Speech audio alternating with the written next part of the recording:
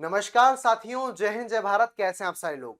साथियों, अभी तक की कहानी में हमने जाना अंग्रेज भारत के अंदर लगातार एक्सपांशन करते जा रहे हैं। बंगाल को जीतना हो, मराठाओं को जीतना हो, मैसूर को जीतना हो, पंजाब को जीतना हो, या अवध पर मिस एलिगेशंस लगाकर, मिस रूल का, कुशासन का आरोप लगाकर उसे अपने एम्पायर के अंदर मर्ज कर लेना हो। इतना ही नहीं, वो कई सारी ब्रिटिश पॉलिसीज के माध्यम से भारत के ट्राइब्स, भारत के जनजातीय लोग को परेशान करते हैं, भारत के राजाओं को परेशान करते हैं, भारत के सिपाहियों को परेशान करते हैं, भारत के फार्मर्स, एग्रीकल्चर को चोट पहुंचाते हैं। तो साथियों, आपको क्या लगता है, क्या भारत के उस समय के लोग अंग्रेजों के खिलाफ चुप रहेंगे, या कहीं ना कहीं आपको भारत का भी रिस्पॉन्स, इंडियंस का भी रिस्पॉन्स, या भारतीयों की भी प्रतिक्रिया देखने मिलेगी। मैं बात कर रहा हूं आजादी के पहले की। आजादी मिलने के पहले आजादी की जो भावनाएं आपको देखने मिल रही हैं, वो आ रही हैं परेशानी होने के बाद। जब तक कोई हमें परेशान नहीं करेगा, तब तक उसको निपटाने की प्लानिंग हम नहीं करेंगे। तो जैसे ही अंग्रेजों का पाप का घड़ा धीरे धीरे बढ़ता गया और अलग अलग लोग अलग अलग समय पर अंग्रेजों से परेशान होते चले गए, उनकी पॉलिसी से नाराज होते चले गए, तो भैया उनने प्लानिंग करी, हम कहीं ना कहीं अब क्रांति करेंगे, विरोध करेंगे और इन्हें भगाने का प्रयास करेंगे। लेकिन साथियों, कोई भी बड़ी क्रांति, कोई भी बड़ी रेवोल्यूशन एकदम से नहीं आती। उसमें कई सारे लोग एक साथ नहीं मिलते। तो आपको जो 1857 का बड़ा रेवोल्यूशन आपने कभी बचपन में सुना होगा, तो वो एकदम से नहीं आया। उसके पहले कई सारे छोटे छोटे विरोध हुए होंगे, कई सारे छोटे छोटे रिवोल्ट हुए होंगे, जिसके बाद में वो सारे रिवोल्ट बनने के बाद में 1857 को अंजाम देते हैं, या उसके आउटकम के रूप में एक रोल प्ले करते हैं। वास्तव में ऐसे कौन कौन से विरोध प्रदर्शन हैं जो आपको भारत के अंदर देखने मिल रहे हैं, जिनका आज भी बहुत ज्यादा इंपॉर्टेंस है और आपके एग्जाम में क्वेश्चन आते हैं। तो सबसे पहले आपको जानना चाहिए भारत के अंदर जनजातीय विद्रोह को। साथियों, जनजाति का मतलब वास्तव में वे क्षेत्र, ऐसे क्षेत्र जो जंगल क्षेत्र में है, पहाड़ी क्षेत्र में है, उनमें आराम से प्रकृति के समीप रहने वाले लोगों को हम ट्राइब्स कह रहे हैं, जनजाति कह रहे हैं। क्योंकि उस समय पर सीधी बात है, शहरीकरण का अभाव है। तो कई सारा मामला, देश का अधिकांश क्षेत्र आपको ऐसे पॉपुलेशन या ऐसे क्षेत्रों में बटा हुआ देखने मिल रहा होता था।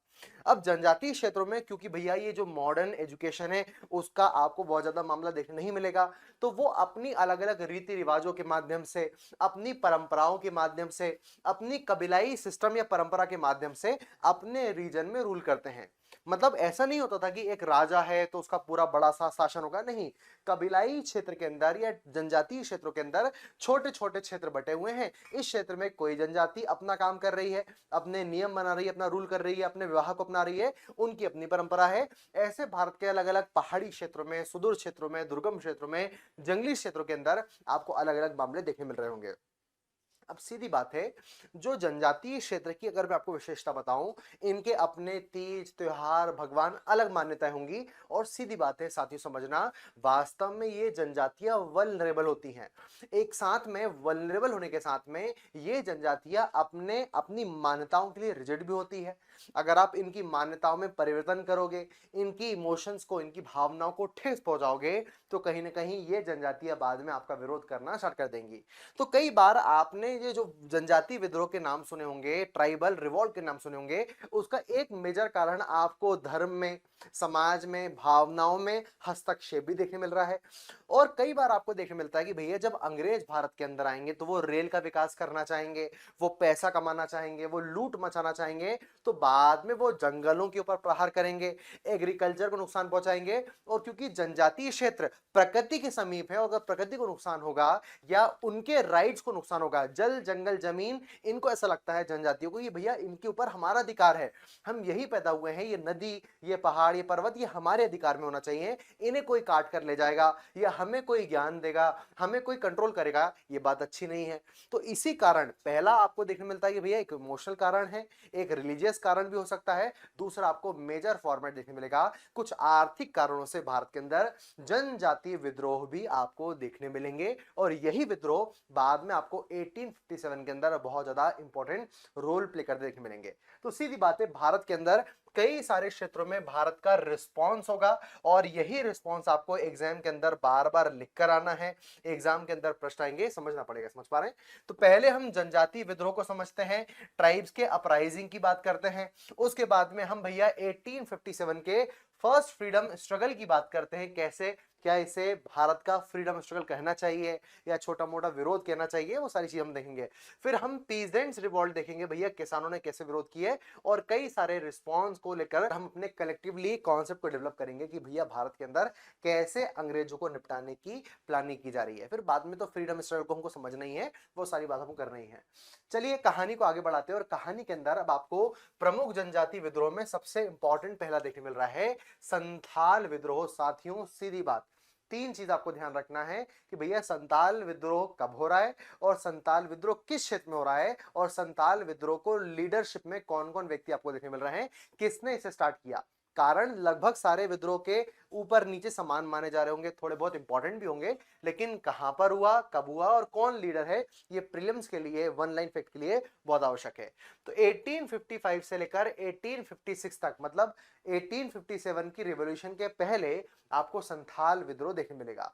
आप ऐसे याद रख सकते हो कि भैया संथाल विद्रोह झारखंड के क्षेत्र से आरंभ हो रहा है और बाद में बिहार के भागलपुर क्षेत्र तक ही विस्तृत हो रहा है। तो यहां पर आपको एक क्षेत्र देखने मिलेगा दामिन एकोह। वास्तव में दामिन एकोह झारखंड के राजमहल पहाड़ी क्षेत्र को कहा जा रहा है। झारखंड के पहाड़ी क्षेत्र से जहां पर आपको ये ट्राइब्स देख मिल रही हैं, संथाल क्षेत्र आपको देखने मिल रहा है, यहीं से आपको संथाल विद्रोह का आरंभ देखने मिलेगा। अधिकांश विद्रोह का जो, जैसे कि अगर मैं कहूं भैया मुंडा विद्रोह, तो मुंडा जनजाति के द्वारा, समझ पा रहे, नागा विद्रोह नागा ट्राइब के द्वारा किया गया रिवोल्ट, तो इन विद्रोह का नाम ट्राइब के नाम पर आपको देखने मिल रहा है। तो ये झारखंड के क्षेत्र में आपको जो दामिन वाला एरिया है, वहां से आपको संथाल रिवोल्ट देखने मिलेगा। इनके जो लीडर है, बहुत इंपॉर्टेंट नाम है भैया, सिद्धू, कान्हू, चांद और भैरव। ये चार भाई, गलती से मत भूल जाना, सिद्धू, कान्हू, चांद, भैरव, इन चार भाइयों के द्वारा जो संथाल संबंध रखते हैं, वास्तव में इनके द्वारा आपको रिवॉल्ट का आरंभ देखने मिल रहा है। कारण क्या है, इस विरोध का प्रमुख जो मेन कारण था, मेन बेस था, वो था इकोनॉमिक कारण, आर्थिक कारण। क्योंकि हो सकता है भैया किसान, क्योंकि आपको देखने मिल रहा है भैया अंग्रेज बार बार इकोनॉमिकली परेशान कर रहे हैं, जल जंगल जमीन के ऊपर अपना कंट्रोल स्टेब्लिश करना चाह रहे हैं, और यहां पर आपको देखने मिल रहा है एक कहानी। यहां पर जब भी ट्राइब अपने क्षेत्र में किसी बाहरी व्यक्ति को आते हुए देखती थी, और अगर वो व्यक्ति उनको ठीक नहीं लग रहा, कुछ सामान लेकर जा रहा है, तो उसे वो दिक्कू कह रहे हैं, डाकू कह रहे हैं। डाकू या दिक्कू का मतलब लूटने वाला नहीं, कोई भी बाहरी क्षेत्र से आने वाला ऐसा व्यक्ति जो आएगा, ट्रेड करना चाहेगा, व्यापारी होगा, सामान लेकर जाएगा, बातचीत करेगा, अपना डोमिनेंस स्टेब्लिश करने की मंशा रखेगा, ऐसे लोग को वो दिक्कू कह रहे हैं। तो भैया ये दिक्कुओं के द्वारा 50 से लेकर 500% तक के ब्याज की वसूली की जा रही थी, क्योंकि कई सारे जो ट्राइबल्स लोग थे उनको कई बार लोन की आवश्यकता होती थी, तो ये पैसे बांटने में पैसा दे दिया, उसके बाद में शोषण को शिकार बना रहे हैं। एक अलग फॉर्मेट महाजनी सभ्यता को डेवलप कर रहे हैं, साहूकार महाजनों के द्वारा इनका एक्सप्लॉयटेशन किया जा रहा है। तो कहीं ना कहीं पैसा देकर लूट लेना, क्षेत्र, अच्छा पैसा नहीं दे पाए, ब्याज नहीं लौटा पाए, उधार नहीं चुका पाए, तो किसी जनजाति के क्षेत्र को हड़प लेना, ये कई बार मामले आपको देखने मिल रहे होंगे। तो ये ऐसा कहा जा सकता है कि जो संथाल थे वास्तव में वो दिक्कुओं से, बाहरी लोगों से परेशान हो चुके थे। इनिशियली उनका विरोध अंग्रेजों से नहीं था, वो अंग्रेजों से कुछ मतलब ही नहीं रख पा रहे हैं। उनको तो लगता है कि भैया जो हमारे क्षेत्र में आएंगे, हमसे लूट मचाएंगे, उन्हें हम अपना विरोधी मानेंगे और उनको भगाने का प्रयास करेंगे। अंग्रेजों के खिलाफ बहुत ज्यादा नेगेटिव कॉन्सेप्ट नहीं था, लेकिन बाद में इनको समझ में आया कि अंग्रेज ही इन दुक्कुओं को समर्थन दे रहे हैं, अंग्रेज ही इन दुक्कुओं को भेज रहे हैं, और बाद में अंग्रेज ही वास्तव समर्थन कर रहे हैं हमें अपनी जमीन से बेदखल कर देने के लिए और इस क्षेत्र के ऊपर ऑक्यूपेशन स्टेब्लिश करने के लिए। तो कहीं ना कहीं ये धीरे धीरे जो विरोध था वो दिक्कुओं से बढ़कर अंग्रेजों की तरफ गया, और बाद में आपको पूरा रिवॉल्ट देखने मिलता है। साथ ही यहाँ पर एक और चीज देखने मिल रही है कि अगर संथालों को जमीन से बेदखल किया जाएगा, तो सीधी बात मैं कह रहा हूं, जल जंगल जमीन पर ये अपना पैतृक नेचुरल राइट मान रहे हैं, अगर उनको इस भूमि से निकाल दिया जाएगा कि तुम यहाँ पर काम नहीं कर सकते, तो बाद में उनके मन में तो चीजें दिक्कत में आएंगी, और बाद में दिक्कू और सरकारी कर्मचारी के द्वारा आपको बार बार अपमानित किया जाएगा, असभ्य कहा जाएगा, मलिच्छ कहा जाएगा। तो सीधी बात है पहले तो आर्थिक मामला और कहीं ना कहीं फिर बाद में इमोशनल टच भी आपको देखने मिलेगा, और ये विरोध का या रिवोल्ट का फॉर्मेट भी इस देश के अंदर सामने आएगा। तो झारखंड का इंपॉर्टेंट मामला था, आपको समझ पा रहे हैं। इंपॉर्टेंट तथ्य क्या है, इंपॉर्टेंट फैक्ट्स क्या है? आरंभ में संथाल दिक्कुओं के विरुद्ध थे, ना कि अंग्रेजों के, परंतु इंग्लिश के द्वारा दिक्कुओं की हेल्प करने कारण यह अंग्रेजों के विरुद्ध भी हो गए। ये बात मैं आपको बता चुका हूं। सिद्धू ने अधिकारियों से कहा, कुछ स्टेटमेंट यहां पर दी गए, एक बार पढ़ना, कई बार आता है कि भैया ये स्टेटमेंट किसने कहा, ये चीज भी आ सकती है। 1855 में भागलपुर क्षेत्र के भगिनीडीह क्षेत्र में मेजर बाली की सेना को इन्होंने हराया। तो सीधी बात है, कुछ ना कुछ झड़प होगी तो ये भी जीतेंगे। आदिवासियों का विरोध इतना तीव्र था कि सरकार को मार्शल लॉ लगाना पड़ा। सीधी बात है, अभी 1857 का रिवोल्ट होने वाला है, उसी के पहले आपको देखने मिल रहा है कि भैया भयंकर भीड़ यहां पर आती जा रही है। अंग्रेज की जो टुकड़ियां हैं अलग अलग क्षेत्र में, झारखंड क्षेत्र में, उनको मारा जा रहा है। तो मार्शल लॉ लगाकर इस विद्रोह को शांत करने की बात होती है। अंग्रेज सोचते कि भैया अगर इन लोग को हम बहुत ज्यादा मारेंगे तो बाद में यही हमारे विरोधी बन जाएंगे, तो इस विरोध को शांत करने के लिए कुछ उनके डिमांड्स को मान लेना चाहिए। तो यहां पर अंग्रेजों ने डिप्लोमेसी खेली, और यहां पर आप देखिए सरकार ने नवंबर 1856 में संथाल परगना नामक जिले की स्थापना कही। भैया ये क्षेत्र तुमसे कोई नहीं छीन रहा, इस क्षेत्र का नाम हम संथाल परगना रख दे रहे हैं, एक जिला बना दे रहे हैं, और यहां पर तुम्हारा भी कंट्रोल रहेगा। तो यहां पर डिप्लोमेटिक कुछ मामला भी देखने मिलता है। संथाल आदिवासियों के लिए भू स्वामित्व, लैंड ओनरशिप के संरक्षण के लिए यहां पर कई सारे काश्तकारी अधिनियमों को लाया गया, ताकि भैया ये लोग विरोध ना करें। कई बार जो वॉर या युद्ध लड़ाई है वो हथियारों से नहीं जाती, ऐसी डिप्लोमेसी खेल के भी अंग्रेज आगे बढ़ते हैं, और इसी डिप्लोमेटिक डिसीजंस के माध्यम से आपको संथाल विद्रोह की समाप्ति देखने मिलेगी। कहानी में अगला विरोध आता है मुंडा विरोध, सरदारी विरोध या उल गुलान विद्रोह। वास्तव में 1890 से लेकर 1900 तक, 99 से लेकर 1900 तक आपको ये मामला देखने मिलेगा। इंपॉर्टेंट समय है 1899, लगातार मामला फैलते जा रहा है। और आपको यहाँ पर जो 1857 का रिवोल्ट है वो भी कंप्लीट देखने मिल रहा है। उसके बाद भी आपको ट्राइबल के मन में असंतोष देखने मिल रहा है। क्या मामला है, किस क्षेत्र में थे मुंडा, कौन क्या काम कर रहा है, समझते हैं। छोटे नागपुर का क्षेत्र, मतलब वही झारखंड का क्षेत्र, यहाँ जनजाति ज्यादा मात्रा में रहती है, तो पहले संथाल हो गए, अब यहाँ पर मुंडा आ गए। यहाँ पर आपको जो मेन व्यक्ति देखने मिलेंगे उनका नाम है भैया बिरसा मुंडा, जिन्हें अपन जगत पिता या धरती बाबा भी कह रहे हैं। वास्तव में इनके द्वारा आपको मुंडा विद्रोह देखने मिलेगा। तो बिरसा मुंडा बड़े फेमस व्यक्ति हैं, चर्चित व्यक्ति हैं, तो बिरसा मुंडा के द्वारा आपको देखने मिल रहा है। कारण क्या है, ये जो जमींदार हैं, ठेकेदार हैं, जो साहूकार हैं, इनके द्वारा मुंडाओं को कलेक्टिव फार्मिंग करने से, कलेक्टिव फार्मिंग को ये लोग बोलते थे खुट कट्टी या मुंडारी, समझ पा रहे हैं, तो इसे करने से मना किया जा रहा है। ये लोग अपने अपने खेती कर रहे हैं, सारा काम कर रहे हैं, जो परंपरा के माध्यम से खेती कर रहे हैं, बोलेंगे नहीं अलग अलग क्षेत्र में अलग अलग खेती करो, हम जो बोलेंगे उस अनाज को पैदा करो, वगैरह वगैरह, बहुत नौटंकी करते थे।